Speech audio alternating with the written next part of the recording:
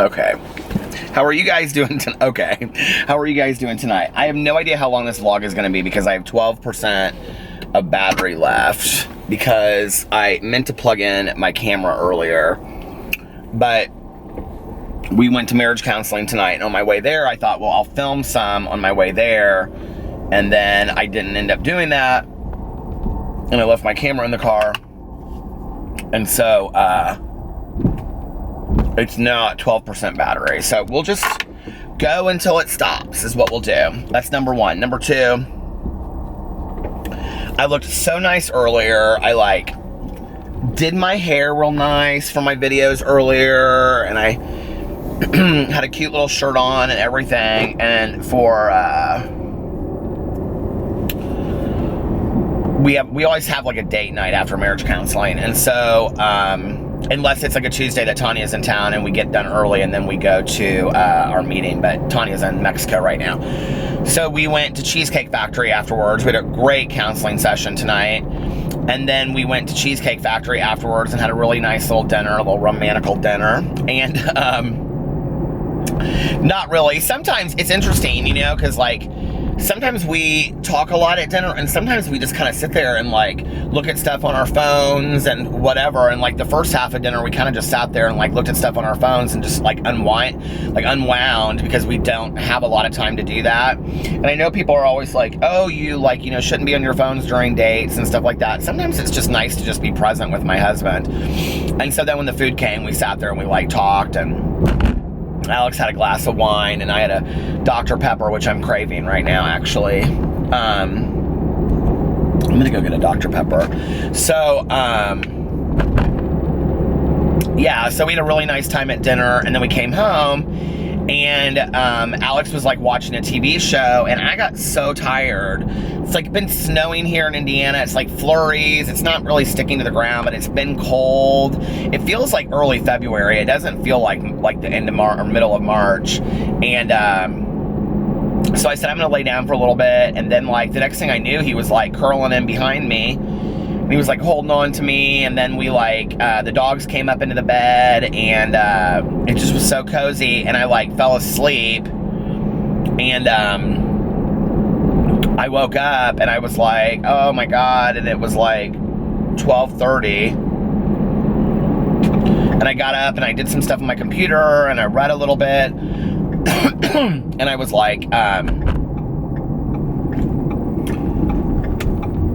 this whole long-winded story that I just told you guys is all to tell you that for the last 3 days, I've had the same sweatshirt on every vlog. Because I just threw on this sweatshirt and this hat. I was I look like shit and I don't really care. I'm just going to vlog. So, and then I came out and I was okay, I'm gonna vlog. And that's what I was doing. Or that's what I'm doing, I guess. I was listening to my audiobook for a little bit. I'm trying to finish this audiobook that I'm listening to. I'm listening to Artemis by Andy Weir, and he wrote The Martian. It's actually really good. It's completely different than The Martian. I didn't read The Martian, but I saw the movie. I didn't love the movie, honestly. I didn't even finish it. I only watched half of it. This is completely different. This is kind of an action-adventure kind of deal that takes place on the moon. There's this town on the moon called Artemis, and it's I don't know, I can't remember if it said what year it was, but it's in the future, and people live on the moon, and they basically the only reason they live there is to have this town be active, and then it's a tourist town, and then the very rich in the United States, the very rich on Earth come to visit Artemis or come to visit the moon and see where the Apollo landing happened and all that kind of stuff. It's actually very cool, but I'm trying to finish it because I'm doing a buddy reads with Damien Terraquez over, I cannot remember what the guy's name is, Carlos Nunez, The Shadow of the Wind, and I got it in Spanish, or I got it on Audible. He's reading it in Spanish because it's a really long book. And I didn't, like, I let him pick the book that we were going to do, and he found this book. He was like, this is on your Goodreads want to read, which, like, every book in the world is on there. And I was like, oh, okay, well, let's do this. And I had heard a lot of good things about it. Oh, Zafon, Carlos Ruiz Zafon is who wrote it. And so I was like, okay, so I got it on Audible, so I've got to listen to that because I want to finish it before I leave for Miami, and have that video up. I'm trying to, like, pre-film a lot of my videos. If you guys watch my Peterisms channel, I have a lot of really fun videos coming for when I'm gone. I've already pre-filmed a couple videos that are going to be posted. One where I talked about my honeymoon. One where I talked about a trip that I took with my dad when I was in high school. And, so yeah, I'm excited about it. You guys will like some of those stories I did. But then, like, tonight when we were, like, at dinner, Alex was like, well, don't you want to film some while we're down there? And I was like, yeah, I'm going to film, like, my main channel videos while I'm down there. And he was like, because it's so pretty down there. And he was like, then I thought we could do a couple videos together. And I was like, well, all right, you know, like, do you want to do one on my Peterisms video? And he was like, yeah, that would be fun. And I said, okay. So we're going to do that. I got to figure out, like, what to do, though. Trying to just get everything done before we leave on vacation, which we leave a week from tomorrow. When you're watching this, we leave in a week. I'm very excited. And, yeah. I don't know what else to say about that. I'm just very excited. Ready to go on vacation and, relax and settle, for just be content for a little bit, you know? I wish I had a bunch of change in the car, so I didn't have to never have any cash on me. If I have cash on me, I deposit it into my checking account. And I have change on me sometimes. I'm just not a cash carrier. I always use my debit card. And,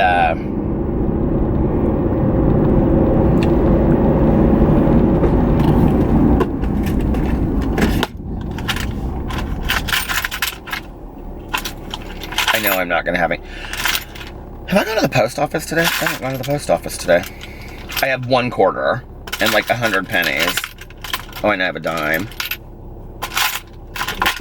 I don't have enough in here. I don't even have a dollar bill. Dollar bill, yo.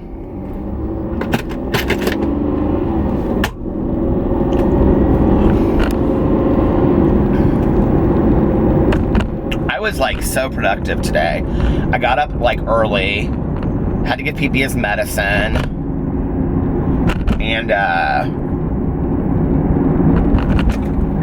then took a shower and got ready, and I had a meeting today for a project that's going to happen while I'm gone, and it's kind of like a very professional situation, so I had to like look nice for it. And you're like, as opposed to what? I'm like, as opposed to this. Oh my god, my battery light came on already. I can't believe it. You guys are going to be so through with me if this video ends up being like 8 minutes long. So I always feel bad when I go through the drive-thru and I'm like filming, because I don't ever know if these people want to be filmed or not. So I'll be right back. I've been sitting here for like a minute, so I'm like, whatever, I'm filming.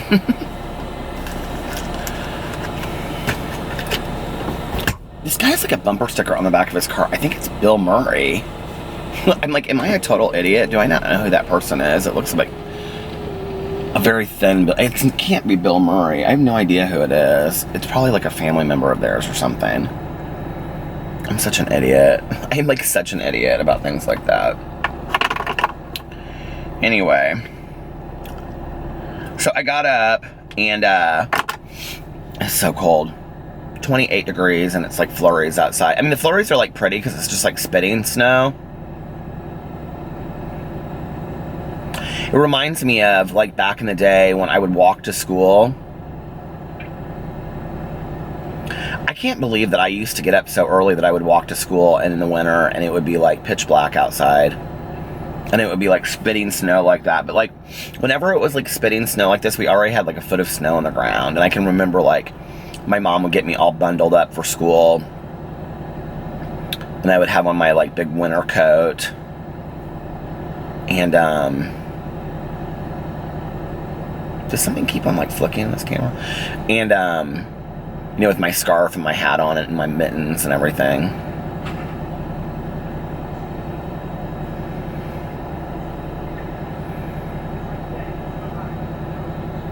I was talking about this today in my, I don't know how it came up. I was talking about this in my counseling session today, that this woman is so nice, if it's the woman I think it is. Try to cover it, so. It is. I love her so much. She's so cool. But well, I'll tell the story in just a second.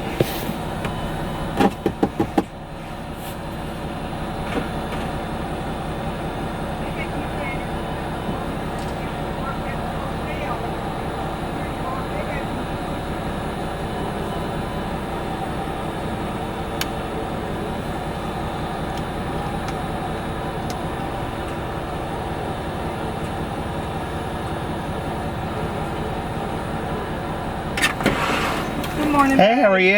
All right. It's good. Have a nice day. Hey, you too. You just getting started? You going home? Oh, I'm just getting started. No, I'm going home here in a little bit. Are you getting started or are you going home? It's over for me in a little bit. You gonna go home and go to bed? Yes, you have a nice day. Hey, you too. Bye-bye. Bye. She's so sweet. I love her.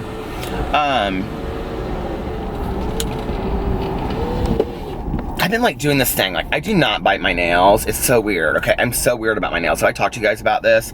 Okay, like my dad has perfect nails. My mother had perfect nails. My aunt and my grandmother, perfect nails. My cousin Caroline, perfect nails. I have always been so weird about my nails. And I think my mother, like I can remember like when my grandma died and she was like in, like, this is gonna sound like a weird story, but she was in the casket.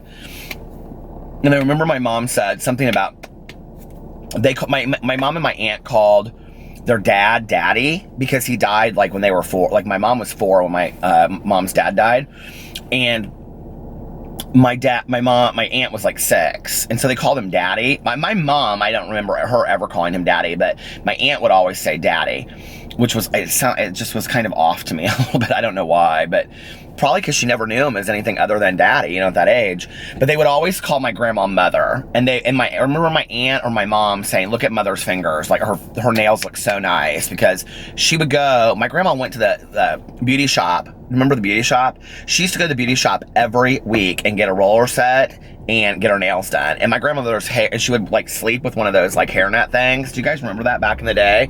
Do people still do that? That's like so old school. So anyway, it's fantastic. There is something about a fountain Coke from McDonald's, well, a fountain Dr. Pepper. I love McDonald's. They should totally sponsor me, don't you think? But anyway, so when I was growing up, like, my mother loves clothes. My mother loved clothes, okay? She just loved clothes her entire life. It's now, like, gone up and gone to 2%. I don't know what this camera's doing, but I am so sad because this is going to be a short vlog, and I didn't want to do a short vlog tonight, but whatever. So anyway, she always dressed me really cute when I was a little kid, and she would, like, dress me in, and I think a lot of it came from, like, my mom and dad both came from such, like, a poor background that, like, then when my dad started making money, you know, like, I think she wanted to, like, dress me nice, and so she dressed me in a lot of, like, Ralph Lauren. Like, I had, like, a lot of, like, Ralph Lauren shirts when I was a little kid, and I remember kids would make fun of me at school for it, and they'd say, "Oh, Peter's always got a polo shirt on," or something like that, and I would lie, and I would say that my dad owned the polo store, the Ralph Lauren polo store at the mall, and somebody even asked him, like, one night, like, at, like, a school, like, choir concert or something when I was, like, in 3rd grade, my dad was pissed. He was like, "We don't tell lies, like, we don't do that." But anyway, I remember that, like, my mom had, like, she got me this coat. It was this big puffy, like, Ralph Lauren coat. I wore it like 3 years in a row because I loved it so much. even though kids would make fun of me because it was like color blocked, like red, blue, green, yellow, but I loved that coat so much. The coat of many colors, like, but kind of a different coat of many colors. Anyway, I miss that about my mom. My mom always, like, you know, she would say, and I remember my mom would say to me, you know, like, even when we were growing up, Peter, Kathy and I were very, very poor. Grandma was very poor when we were growing up. But, you know, she would go to thrift stores or she would make us things, and we always had the nicest clothes. We always took very good care of our clothes. And, you know, Grandma raised us that, you know, you dress nice, you look nice, you present, you know, nice. She'd be like, now that I got on video every night with a hat backwards and a sweatshirt, my mother would be like, oh my God. My mother loved me in a button-down collared shirt tucked into a pair of khakis and like penny loafers, which she called Wee Jordans because that was like the brand back in the day. And my mother loved that. Okay, like when I was like, that was like her favorite look on me always. And which I never wear. And it's really funny because like a year or two ago, Alex got a pair of penny loafers and he wears them like with jeans, like with rolled up and no socks. And he always gets compliments on it. And there was a long period of my life when I was in school that I used to wear, you guys, this is just going to end because at some point I'm just going to tell you and it's just going to cut off and end, and I apologize. But the battery is now completely on yellow, so I don't know when it's going to end. But so you guys will be like, oh, we were right in the middle of a story. But back in the day, like, I think it was like 6th and 7th grade, I like wore like penny loafers every day to school, and I loved them. And they were so beat up and like dirty, and like they had like, you know, they just were rusted out. And I also used to have, this is so funny, I don't know why I just remember this tonight. I used to have a pair of like these Sperry's that I wore. I wore Sperry's a lot too. I still do. I wear Sperry's a lot. And I just recently, okay, because I'm a penny pincher, a little unknown fact about me, I'm just not big on going and spending full price on things, like, especially clothes that I know that I may not wear a lot, and I would rather clearance shop and get 3 or 4 things for the price of one. I just won't buy full price for stuff, unless it's something that I think is like really good quality, or like a watch or something like that. Well, I had wanted those gold, it's like, Sperry has like a high-level brand called like Gold something. I can't remember what it's called. But anyway, I just recently got them. They're like $50 more than the regular ones. They're worth the difference, let me just tell you, okay? They are the most comfortable shoe. The leather is soft. The insoles are like they're padded. They are so, they're called like like Gold Ring or something like that. They're so comfortable. And just go into Sperry and try on a pair and you'll know what I'm talking about. But I used to wear these Sperry's, and I had them for like my 10th and 11th grade year, and I would write on them. And I would let people sign their name to my shoes and stuff like that. I did that with my Chuck Taylors too, because then I got into Chuck Taylors. It's so funny that, like, I mean, I love clothes, but I don't love like expensive clothes. Like, I love thrift store buys. There is nothing I love more than going to a thrift store. And I did that. I started going in high school and getting like concert t-shirts and, you know, like Western shirts and old jeans and old corduroys that I would like cut into shorts. I love doing that. I love thrift store shopping. It's one of my favorite things. Oh my God, now it just jumped up to 24%. Maybe I will do a vlog where I go thrift store shopping. I like to think of myself as quite a good thrift store shopper, actually. You know, like, I don't know, I feel like I started thrift store shopping when I was like 14 or 15, and my friends in high school, we would make a whole day out of it, like a whole day, and we would go all over Indianapolis to all of the thrift stores, like, you know, the really cheap ones, and then all the way to like there was like in Indianapolis at the time, there were it was called Thrifty Threads. What's the one on Keystone called? Anyway, I think it was called Thrifty Threads back in the day, and it's now called Thrifty World.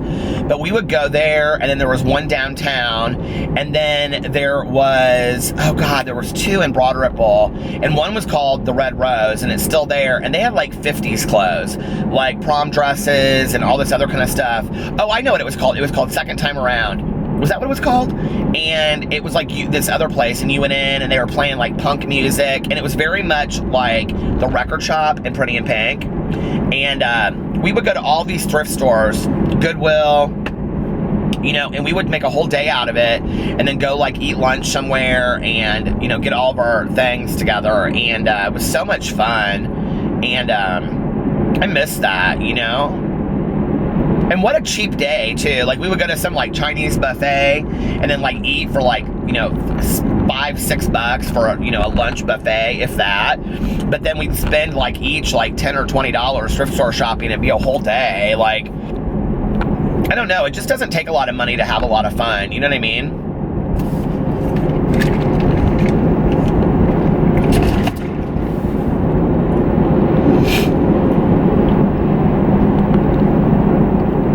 A couple years ago, like, Alex does not like to thrift store shop. And a couple years ago, I took him. My favorite thrift store now is called Broderpool Vintage, and I've gone to it for years and years and years. And it's the most fantastic store in the entire world. And they have, I mean, it's so colorful when you walk in there. She has played the same Doors live album from Los Angeles for, I don't know, 25 years. Since I've been going to that store since I was in high school. And it started as a small little store in the back of another store. Now she has this huge store. It's fantastic. I love it. Every time I go in there, I could spend, I mean, and the prices are cheap, but they're not cheap. Like, you can get a Western shirt there for $10 or $12, or a concert t-shirt for like $6 or $8. And then she has shirts that are like collectibles that are worth a lot of money. But she goes to estate sales all over the country. I mean, she knows people that are like, she knows a lot of rock musicians, and she's outfitted and costumed and stuff. And Stephanie that owns this place, she's very cool. And, but back in the day, like, I would go there on a Saturday when I was thin, before I was getting ready to go out, and I would go in there and buy, like, I don't know, like 5-6 pairs of shirts and like a coat. They always have real cute like coats from back in the day and stuff. I could spend easily like $60 or $70 in that place. And I get home, and Alex to this day, he's like, you have so many things from Broderpool Vintage hanging in our closet, which is like the tags. I have all of the tags still on them. And I was like, I know, but I'm gonna fit into them one day. I'm not getting rid of them. I love that stuff. And she actually said to me the last time I was in there, she's like, you know, if you're interested, she's like, I would buy a lot of that stuff back from you. I was like, are you kidding me? No, I'm not selling my stuff back. No. She's like, well, you know, like a lot of the Western shirts that you have that are gold threaded and stuff, she goes, those are like one of a kind. Like, you can't find those anywhere. I was like, no, I'm not selling those. Like, I'll never forget. I can have my moments, you know what I mean? Like, do you ever have, like, you're like, okay, I can be a snot sometimes. I've had my moments, and I'll never forget. I had my eye on this shirt that she had, and it was like hanging up, and it was like a $75 shirt, and it was like, I have it at home, and it's like red, and it has like gold thread through it, and it has like these like gold and silver buttons, like pearl buttons on it. And I wanted this shirt so bad. And she knew I had tried it on, and it looked fantastic on me. And I loved this shirt so much, I wanted it so bad. But I was not paying $75 for no vintage shirt. I just wasn't going to do it. Now, I don't care what it was worth. And I said, Stephanie, I can't, this shirt is so expensive. And she's like, I know. She's like, but everywhere I have searched, I cannot find this kind. It's like a Wrangler t-shirt, this shirt. She's like, I cannot find this Wrangler shirt anywhere. And I can't find, you know, these kind of buttons that are like these marble gold and silver buttons. This shirt is like a one of a kind, right? Every time I went in there, literally for like 3 months, I would look at this shirt. So one day, she like pulls the shirt down, like, because I had tried it on a couple times. She pulled it down and she started folding it. And she said, I want someone to enjoy this shirt. And she said, you love this shirt. I love you in it. You look so adorable in it. She goes, I'm giving you this shirt. Go wear it. And I said, okay. My mother taught me a simple thank you is all that is necessary. I said, thank you, Stephanie. I said, that is one of the nicest things. And, you know, so many people in my life have given to me. I had this friend named Randy, and he would just like, I mean, literally give you things off of him. Like, I remember one time he had this cross, and it was made out of nails, and he had made it because he was a welder and an artist. And I said, Randy, I love that necklace. That is the coolest cross I've ever seen. He literally took it off and put it on me. And I try to be like that to other people today, you know? They're just things at the end of the day.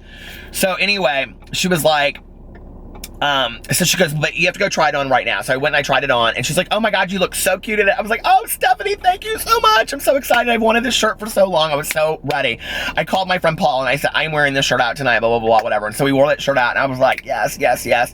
And this guy comes by me, like, when we were like walking out, and he goes, he goes, I love your shirt. I have that exact same shirt. And I looked at him and I go, no, you don't. I was like, no, you don't. I was like, no, you don't have this shirt. Not this shirt. You might have a similar shirt, but not this shirt. You don't have it. And I think that's one of the things that's kind of fun about thrift store shopping. It's like, you know, you can go in anywhere and buy something that's like off the rack that, you know, 100 other people might have. But if you go thrift store shopping, you know, even if you pay 30 cents for a t-shirt, most of the thrift stores that I go to, I'll find shirts that are 30 and 60 cents, you know. Nobody else is going to have those shirts. Like, you know, you find things that nobody else has. And the funniest thing is, if you take clothes to thrift stores, which I used to do a lot, I don't as much anymore, I should, but I don't want to get rid of anything. I'm so afraid to get rid of anything because every time I get rid of something, I'm then like, oh God, I wish I hadn't given that away. I gave away, I'm like, still to this day, I'm so pissed. I gave away about 10 pairs of Doc Martens to Goodwill, just gave them away. They were fantastic. And I just was like, I don't wear these anymore. And then like a year ago, I was like, oh my God, I wish I had a pair of Doc Martens. I don't have any right now, right? And I was like, I really, really want a pair of Doc Marten shoes because I used to wear them all the time. And not like just like the regular ones, but these are like big, these Doc Martens. They were really fun. And I was like, oh God, are those in the basement somewhere? And I couldn't find them. But I did find a pair of Birkenstock sandals that I have that I had from high school. They were my very, very first pair. I got them in Arizona when I was visiting my friend. And they're like these green suede straps. So I pulled those out. A lot of stuff that I have, I've saved through the years, and I've saved it nicely too, and I'm so thankful that I did. And I recently went through all my clothes, and anything that didn't fit, I took down, and I put into these like 2-3 big bins. Well, Alex got his mitts on it, and he started going through it, and he was like, you have some of the best t-shirts ever. I said, I'm wearing those t-shirts when I lose my weight, so don't be going in there and stealing all that stuff. I said, those t-shirts are my faves. I've had those for years and years and years. I'm never getting rid of those. They're all thrift store t-shirts, every single one of them. Thrift store shopping is so much fun. Oh, this is what I was gonna say. But Alex does not like thrift stores, okay? Like literally, and he can be a snob about it. Like if I take him into like Goodwill, like he immediately was like, I don't know what it is. He's kind of like, and he's weird about eating off of buffets too. But he's kind of weird like about wearing other people's clothes. I don't know what that's about to him. It's not like he looks down on it. It's like he doesn't understand the concept of buying somebody else's clothes, if that makes sense. But whatever. So I took him into Broadable Vintage, and he had never been there before. And he started looking around, and he had like 6 things in his hand. I go, are you actually going to try something on? And he was like, yeah. So now Alex is kind of a thrift store shopper. Like that experience was different for him because, of course, it wasn't a bunch of shit he didn't want. He found all of this stuff that he thought was really cool, you know? He found like this leather jacket in there that was like 20 bucks. The thing is, you can find some fantastic finds. The other thing that I love doing is, there used to be one here and it closed down. It was called Buffalo 66 or something like that. They had a lot of like current stuff that was really cool that you could get for really low prices. If you guys have those where you live, they're fantastic. But consignment stores are like, have you ever gone into a consignment store and found like a Burberry scarf for like $15? I mean, you can find stuff that's like crazy inexpensive. And I love consignment. Okay, so I don't know what happened, and I don't even know where I was talking, but my camera shut off and I didn't even realize it. So anyway, but Alex bought a bunch of stuff that day, and now he loves to thrift store shop. I don't know that he would, you know, brag about it on a daily basis, but some of his favorite pieces are things that he got at thrift stores. But anyway, we had a friend of ours that started a thrift store. God, this has been a long time ago now. It just didn't really make it. It was like, I don't know. It was such a great concept, and I can't remember what it was called. It was called something like Folded or something like that. It was kind of a cute name for a store. Or Yesterday. I think it was called Yesterday. But anyway, he had all vintage clothes in there, and it was like vintage running suits, vintage dresses with hats, all this very cool stuff. Well, the price tags on it And I've seen this at other thrift stores too. Like, there's one in Louisville that I love. It's like in that area of Louisville, I can't remember where but it's where they have like, I remember they have like a store that's all grilled cheese, a restaurant that's all grilled cheese sandwiches. But it's like in this area where they have like old like guitar shops and music shops. It's very cool. Anyway, we always go over there and go shopping when we go to Louisville. And this one thrift store is fantastic. So anyway, I got this like vintage Dior polo shirt. It is so nice.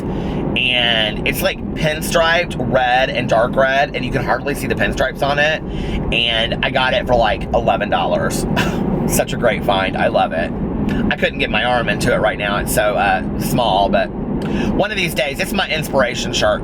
So anyway, one of my inspiration shirts. So my friend, he owned this store, and like he had all these really great pieces, but he had these price tags on there, and I've seen a lot of other stores do this too, that it was like a playing card. So like on one side, it was like have the price tag written on a playing card, and then they would have it like, you know, tagged to the outfit. But he also had these little notes on there, and it was fantastic. And he would like, the one I remember was like, it was like on this dress, and the dress was like this like silk beaded deal, right? And it was kind of hideous, and it was like turquoise and gold. And I remember like in every outfit, everything that he was selling in there had one of these on there, and it said something like, imagine you get a call and the president asks you to come to the White House for dinner. You'll be pretty upset you didn't buy this outfit, knowing then that you wish you could wear it. $20. Or it would be like a tennis outfit, and it would say, it was like, and it would be all stuff from like, oh no, it was like President Kennedy or something like asks you. So like, it would be like, Arthur Ashe calls you up for a game of tennis. You have nothing to wear because you didn't buy this gorgeous sweater set.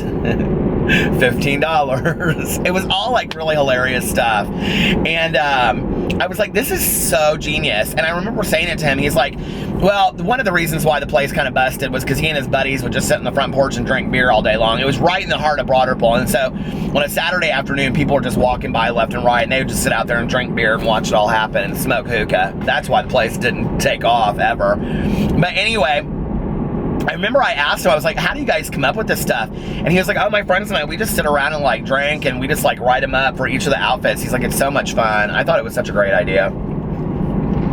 Closed down. Some of the best ideas in the world closed down, you know?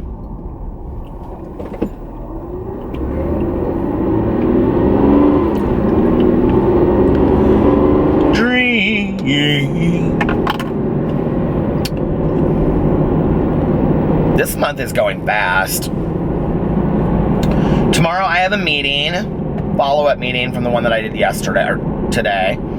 And then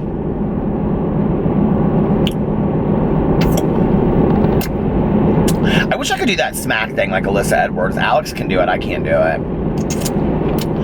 Anyway, and this is Alyssa's secret.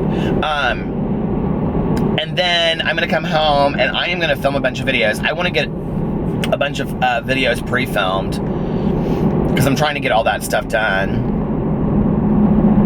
I was like thinking about this tonight. I was like reading through the comments, and because I had asked you guys for like suggestions of like things you wanted to hear on my Peterisms channel. And somebody asked about this. I can't remember who it was, but somebody asked me to do a whole video on Peterisms about my love of To Kill a Mockingbird. And I'll do it on there. That's actually kind of a good video to do. But I was thinking about it. I was like, I'm going to talk about it tonight. I actually, if you follow my BookTube channel, I did a read-along this summer for it. I had not read To Kill a Mockingbird since I was in 6th grade. And I have watched the movie many times, hundreds of times. But I hadn't, the yellow light is on for the heat. But I had not seen or read the book in forever. And so I listened to the audiobook. It was narrated by Sissy Spacek. The reason that I listened to it on audio I was just going to read it, was because I wanted to hear it narrated by Sissy Spacek, because I'm such a huge fan of Sissy Spacek. One of my all-time favorite movies is Crimes of the Heart, with Jessica Lange, Diane Keaton, and Sissy Spacek. I love that movie. I love it so much. And it's just, and there's some great character actors in it too. Tess Harper is in it, and she's fantastic. But anyway, Sam Shepard is in that. That was a movie that he and Jessica Lange did together. But it was not the same listening to it on audio. And the weird thing was, it was almost kind of like Sissy Spacek tried to make some of it her own. And like exact lines that that like were in the book that like Scout says in the movie, like Sissy said it. Listen to me talking about Sissy Spacek like I know her. Sissy Spacek said completely different, and so it threw me off because it wasn't like the same To Kill a Mockingbird that I knew, and I didn't like it as well. But I will say this: there's so much that's different from the book and the movie. I had kind of forgotten that, like whole characters that are never even in the movie. And like Scout and Jim's aunt, she's not even in the movie, and their uncle isn't even in the movie. And I had forgotten what a big part they are. Calpurnia plays a bigger part in the book than she did in the movie. And the other thing is, it's weird, is that, Go Set a Watchman, which I loved, a lot of people hated, which is the book that they recently found and published of Harper Lee's. They published it right before she passed away. But they didn't know that. Do you guys know this? Like, if you didn't know this, so there was another piece to Kill a Mockingbird called Go Set a Watchman. And supposedly she wrote Go Set a Watchman first, and her publisher told her to take pieces out of it and make To Kill a Mockingbird from it. Which I don't know if that's true or not, but if you read Go Set a Watchman, there are a lot of pieces of it that remind you of To Kill a Mockingbird. Like, she does flashbacks to childhood and like memories that she has. There's this one scene in Go Set a Watchman where she and like these church revivals come to town, and she and Dill and Jim like recreate the church revival. It's hilarious. It's absolutely hilarious. And those pieces read like To Kill a Mockingbird, so that would make sense. But it starts with Jean Louise being an adult. And I'm going to tell you, oh God, the camera just shut off. Okay, I'm back. So anyway, I don't know what I was saying. I was talking about Go Set a Watchman, but they found it years later. A lot of people had issues with it because they didn't think that Harper Lee wanted the book published. And we'll never know if that's true or not. But to me, what's interesting is that it reads as a duology, like as To Kill a Mockingbird being the beginning and Go Set a Watchman being the second part of it. Because when it starts, Go Set a Watchman, it picks up when Scout, Jean Louise, is an adult and she's coming home. And Atticus is much older. A lot of people had a lot of issues with Atticus in the book because they felt that he was racist in the book. That's like a huge criticism of the book, a literary criticism of it. And it is hard to read because, the Atticus that we all fell in love with is not the Atticus in Go Set a Watchman. And I think, like, I watched this interview with Mary Badham, who played Scout in the movie, and she said she loved the book, and I loved Go Set a Watchman, and it's the perfect completion to Kill a Mockingbird. And if you love the book or you love the movie and you've ever wondered like what happened, it is the perfect ending to all of it. It's fantastic. I will never forget reading the last paragraph and just bawling my eyes out, like literally bawling my eyes out. I know I didn't listen to it on Audible, I read the book. So anyway, but like, that is like one book that I like went to the bookstore the day of the release and bought it. I was so excited. And this family that we're friends with, like the one son, like I've known forever since he's been growing up, and he is like, I think he's a senior now at Miami of Ohio, and he very much reminds me of a young Atticus Finch, and just a really nice young man. And wants to go into law and all this kind of stuff. And we read it together. Like, we both read it at the same time and talked about it. It was real fun. And so anyway, Atticus in the book does things that are questionable and that Scout has a hard time understanding. The thing is that you have to understand in the context of the time that the book was written and the time that the book is supposed to be taking place, why Atticus would have behaved that way.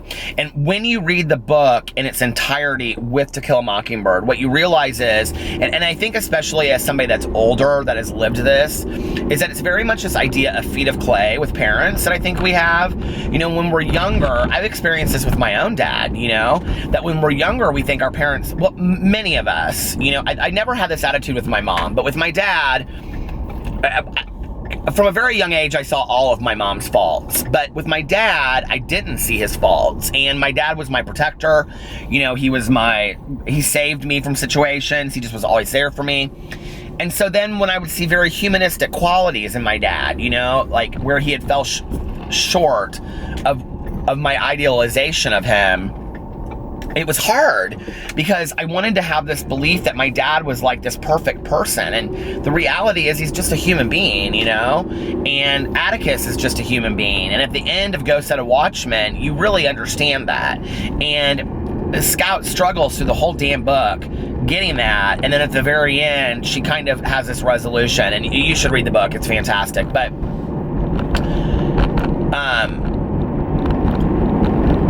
so a lot of people ask me why Go Set a Watchman, or why To Kill a Mockingbird is my favorite book. You know, it's interesting. When I was a kid, my mom's friend Vicky actually gave me my first copy of it. I have several copies of it. And she inscribed it. And we had gone to see the play. And that was my first experience with To Kill a Mockingbird, was seeing the play. We went and saw it at the Indianapolis Repertory Theater, and I loved it. I immediately fell in love with the play. I immediately, at that time, I probably would have been 10 years old, identified with Scout, and her innocence, and her compassion and view of the world, I think I identified with. And I have a lot of favorite books, but I only have one favorite character, and that is Scout, Jean Louise. And I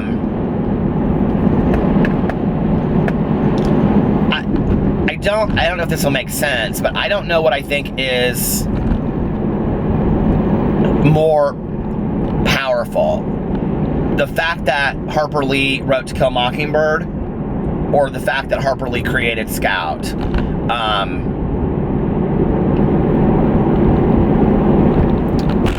Scout gives me a lot of hope for the world, that there are still people out there that are like that.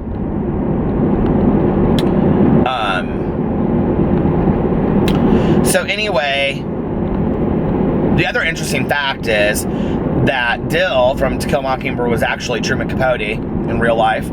That would come to visit.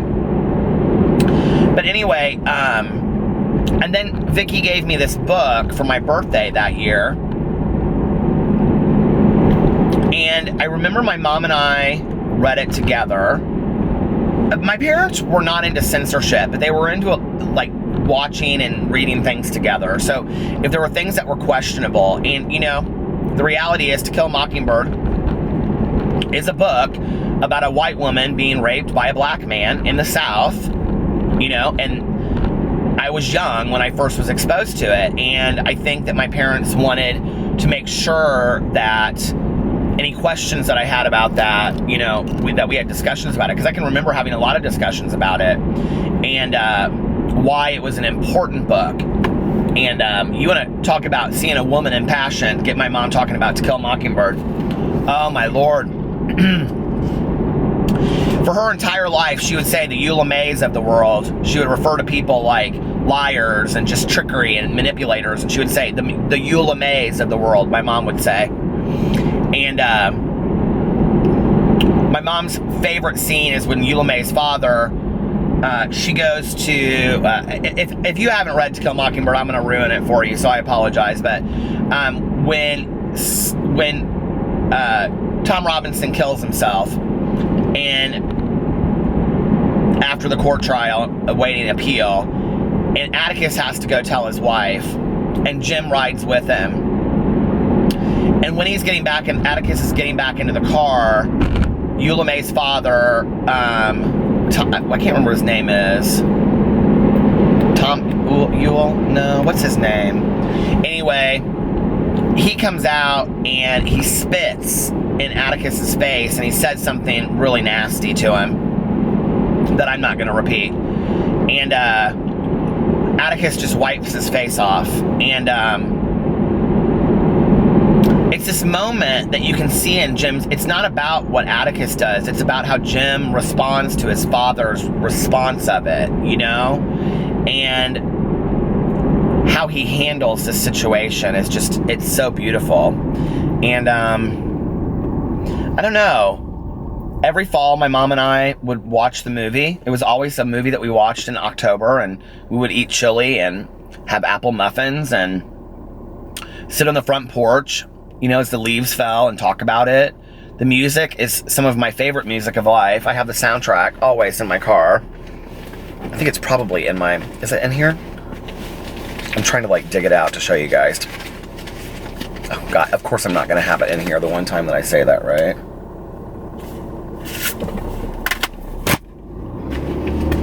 Where is it? It's deep down in here somewhere, you guys, I promise you. Anyway, well, there's my Morphe brush, my Mophie phone charger. I wondered where that was. But the soundtrack is fantastic. Buy it if you've never heard it. It's unbelievable. And I don't know. It just, for me, To Kill a Mockingbird, and I'm gonna do a whole video on it and explain it more at length, but To Kill a Mockingbird, like, is my childhood. Like, it just, all of it, you know? Like, my favorite is that scene at the very end, you know?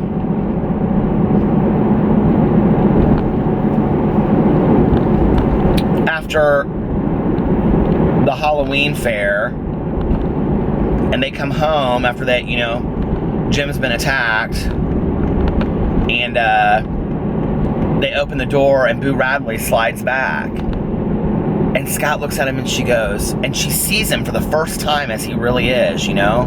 For the first time she sees him, and she goes, "Hey, Boo." You know, and then like she takes him by the arm, and she says, you know, "Do you want to pet him?" About Jim. He wouldn't let you if he was awake, but you can pet him now. And then she takes him out there, and she sits on that front porch. And to have Boo Radley on her front porch, you know, that innocence, that childhood compassion and love that I think that so many of us could learn from, is what is so attractive to me about To Kill a Mockingbird, and always will be. I think it's one of the most beautiful stories ever. And